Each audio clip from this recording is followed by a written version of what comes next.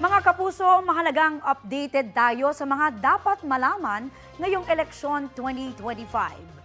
Bisitahin ang election2025.ph at GMA News mobile app. Naroon ang iba't ibang dapat malaman ng mga botante tulad ng mga issue ng vote buying, vote selling at political advertisement online.